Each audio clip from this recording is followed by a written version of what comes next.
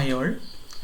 Today we are going to learn about the various software quality management strategies and what all are the various software process framework models used in software industry to enhance the quality of the product being developed. In this session we are going to learn about what all are the umbrella activities associated with the software product development, and we will learn about the standard software process frameworks like ISO and Capability Maturity Model CMM. First of all, let us understand what is the need of software quality management in the development process. Every customer will give a prime focus for quality of the product as well as the price of the product. The customer will buy a product only if it is of good quality and has lower price. So software quality management is a process that ensures the required level of software quality is achieved when it reaches the end users so that they will be satisfied by its performance and efficiency. The various process involves quality assurance, quality planning and quality control. There are various process framework models designed for IT industry to enhance the quality of the product being developed. Example, ISO 9000 series and CMM Capability Maturity Model and Six Sigma, which is one of the most widely used quality standard in IT industries. Framework is nothing but a standard way to build and deploy applications. This is a typical diagram of a software process framework. The task sets defines the various tasks to be performed to ensure the quality of the software product. It can include software quality control, software quality assurance and various plannings, milestones. Milestones means the level we have to achieve during a particular time, or the criteria that is to be achieved during a particular point of time is considered as milestone. And all these task sets are defined under the framework activities. Framework activities includes what are the methods or actions to be performed to enhance the quality during each and every phase of product development. And all the framework activities are covered using a set of well-defined activities named as umbrella activities. Next, let's understand what all are the various umbrella activities carried out during the software quality management. First one is software project tracking and control. During the development process, we have to plan the schedules and various activities that is to be carried out during the development phase, and we have to keep track whether all these activities are done as per the proposed schedule. The next thing is risk management. Any unexpected error or any unexpected occurring that may lead to the project failure or loss is termed as risk. So we have to constantly monitor and reduce the amount of risk involved in the project. Reducing the risk involvement is termed as risk mitigation, and we have to constantly keep track whether these risks are appearing again or not. For that purpose, we have to do proper monitoring. The third one is software configuration management activities. Changes are inevitable in a software development process. At any point of time, new features or new changes are to be incorporated. In this situation, we have to properly manage the effect of changes during the development process so that the project will not be in chaos. The next one is software quality assurance. These are the set of activities that guarantees the software quality. And in order to guarantee the software quality, we have to perform formal technical reviews. It will detect the problems related to the software quality and it will suggest some improvement measures that is to be carried out during the software development process. Next is measurement and metrics, which will estimate the cost, size, effort, etc. during the development phases. Reusability management is one of the prime concern, which defines the criteria for reusing the software product being developed. And the last and the most important phase is document preparation and production. Every activity should be properly documented so that we can refer this document in future in doing similar sort of projects. Next, let's learn some quality standards or strategies that is followed in IT industry during the software development processes. First one is ISO 9000. International Standard Organization or ISO is a consortium of 63 countries established to formulate and foster standardization during the development or production of various products. It is established in 1987 and it released its first ISO 9000 series in 1987. ISO certification serves as a reference for contract between the independent parties involved in development of a product or a project. The ISO 9000 standard specifies the guideline for maintaining the quality of the system being developed. The ISO standard also addresses operational aspects and organizational aspects such as responsibilities to be carried out by each and every stakeholder, what are the things to be documented or reported, etc. Now let's see an overview about the various ISO series. ISO 9000 is defined in 1987. ISO 9000 is a guideline which is used for the selection and the use of the upcoming other ISO standards like 9001, 9002 and 9003. ISO 9001 defines the guidelines to enhance design, development, production, installation and servicing of product being developed. This ISO 9001 is usually used in software industry.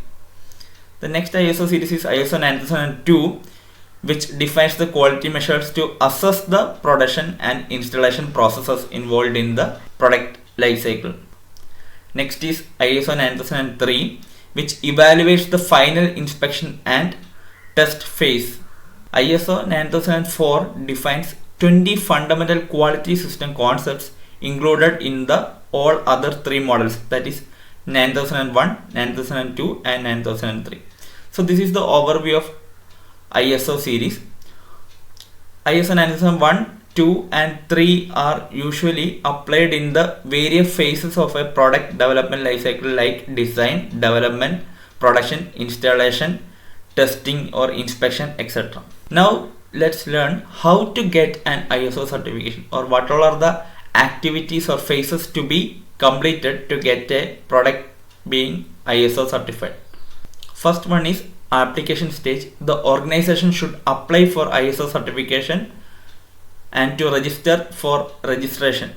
For example, if a company is developing 10 products, the company can even apply for a single product. They don't need to apply for all the 10 products that is being developed. They can individually apply for a particular product being developed in the company. So for that particular product, they have to prepare an application and they have to register to ISO. Then a pre-assessment stage is there.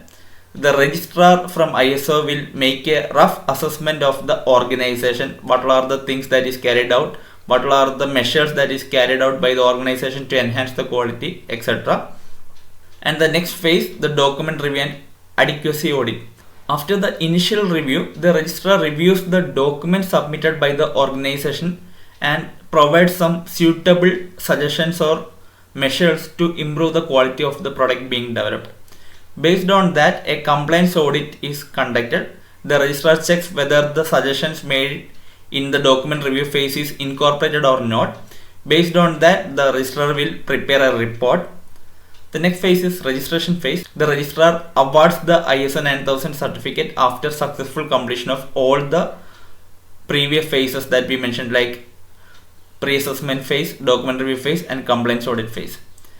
And even after issuing the ISO 9000 certificate, there will be a continued surveillance. The registrar will randomly monitor the organization to ensure that the quality does not go beyond the accepted level. Next is the features of ISO 9000. ISO 9000 defines various strategies or policies to be followed during various development phases of a product life cycle. First one is the management responsibility. This section describes a policy and conducting periodic reviews of management tasks and activities. The second one is the purchasing session, which describes the policies and strategies to be followed for providing information to customer to ensure that they are purchasing the required items. And the third one is sales, which provide information for better understanding about the customer needs. The next one is one of the most important session in an ISO 9000 standard, that is document control. All documents associated with the development of a software product should be well managed, authorized and controlled. That is, it is not only about developing or preparing a document, but it should be verified and authorized by the concerned person or the concerned higher authority in the industry. This requires a configuration management system. Next section is planning, which describes the need of proper planning during the development and the strategies to be carried out to ensure that the development process is progressing as per the scheduled plan. For that purpose, we have to do proper monitoring and tracking of the project development phases. The next is inspection, review and test. Whatever the documents we prepared or whatever the product we have developed so far, it should be independently checked and reviewed for effectiveness and correctness. And the last section is the quality system concerns. Here, a quality manual which describes the procedure to be followed during development and validation is provided to the developing organization. Based on this manual or based on this quality manual strategies, the proposed company or the company who has registered for getting the ISO certification should do the product development phases. So these are the features of ISO 9000. Next we will see what are the shortcomings of ISO or what are the demerits of ISO. First one is ISO does not guarantee the process to be followed for developing a software product is of high quality. It only gives a guideline or discipline to develop a product. It does not take care of the development process that we are carried out during the development. For example, whether the testing is done properly or not, whether the suitable design strategy is adopted or not, all these sort of things are not defined in ISO guideline. It just ensures whether all the phases are carried out in the quality manner or not. It is not focusing on the process that is involved in doing each phases. That is the main shortcoming of ISO. Second one is ISO certification process is not foolproof and no international accreditation agency exists for giving an ISO certification. Therefore, it is likely that variations in the norms of awarding certificates can exist among different accreditation agencies all over the world. The third one is organization getting ISO 9000 certification often tend to downplay domain expertise. After getting the certification, they may reduce the quality of the product being developed. Even though there is continuous surveillance, this continuous surveillance is not properly conducted by the registrars from ISO.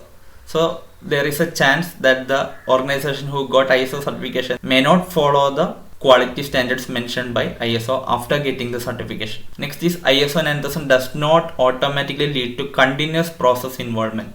That is, it does not lead to TQM. TQM means total quality management.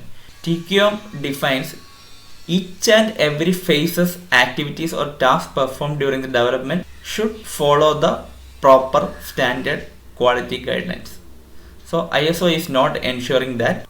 Next, let's see the software process framework model called Capability Maturity Model or CMM, which is proposed by Software Engineering Institute in America to improve the software process in an organization.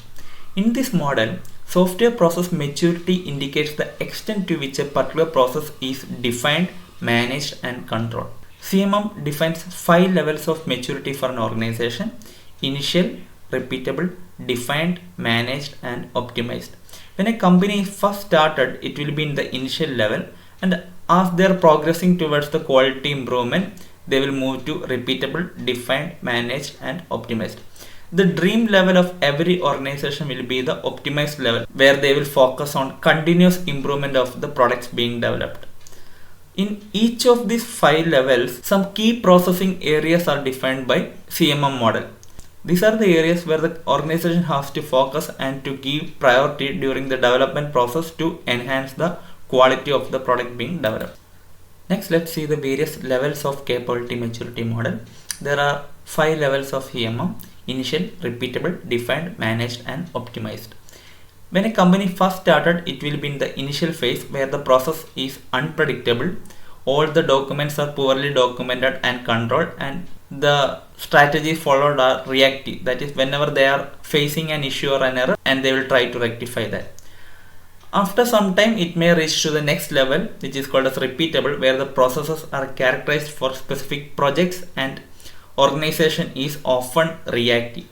So based on their previous experience, now they can manage the errors or risk involved during the development, and after some time the company will reach the defined CMM level, where the developing organization defines some standard quality guidelines and strategies to enhance the quality of the product being developed. By following these quality guidelines, a company can move upon to the next level called managed level, where all the processes that is carried out during the development phases should be properly measured and controlled. So in level 3, or in company which is in defined level, will defines the quality guidelines or strategies to be followed during development. In level 4, all the processes defined in level 3 will be properly measured and controlled. And level 5, or the optimized level, is the dream of every organization to achieve. Here they focus on continuous process improvements, even though they are focusing on the processes to improve the quality of the product from level 3 onwards. But in level 5, they will focus on total quality management. That is, they will ensure the quality in each and every phases, task or activities that is carried out during the development of a software product. This is how a level 5 company will perform.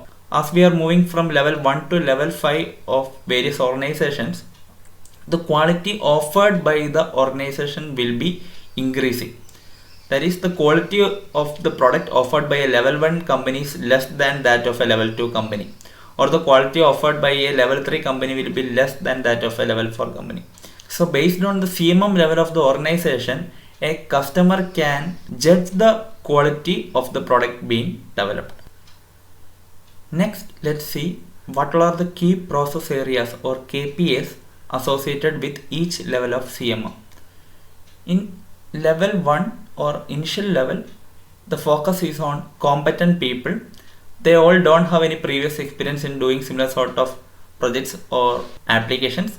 In this scenario, everything will be not properly documented or maintained, so the development process will be chaos. So there is no key process areas in level 1.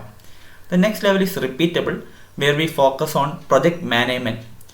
The key processing areas where we have to concentrate is requirement management, where all the requirements should be properly identified, perform suitable feasibility analysis and prioritize them. Next is software project planning. We have to properly plan and schedule the various activities and phases that is to be carried out during the development process. And next is the software configuration management. Change is inevitable, so we have to incorporate change at any point of time, but these changes are to be properly managed and documented. For that purpose, we have to give more concentration on software configuration management strategies. And the next is software quality assurance, where we have to give focus on quality control and quality assurance. The next level, defined level, will focus on the definition of processes that is followed during the development. That is, like which process model we are using, what are the training methods or the training programs are given to the development team, whether proper peer reviews are conducted or not, etc. The next level is managed level, where we focus on product and process quality. In level 3, we will focus only on process quality, but in level 4, we will focus on both product and process. Here we will measure the various process activities, that is quantitative process metrics, that is whether we are using the algorithm having minimum complexity or not, whether we are using limited resources to maximize the output or not. All these sort of things are carried out by an organization in level 4. They will also focus on software quality management strategies like quality assurance, quality control and total quality management. The final level is the optimizing level. There they will focus for continuous process improvement. That is, in each and every phases we have to ensure that the product is developed in the defined quality. For that purpose we will perform defect prevention, that is preventing the product from getting defects or errors.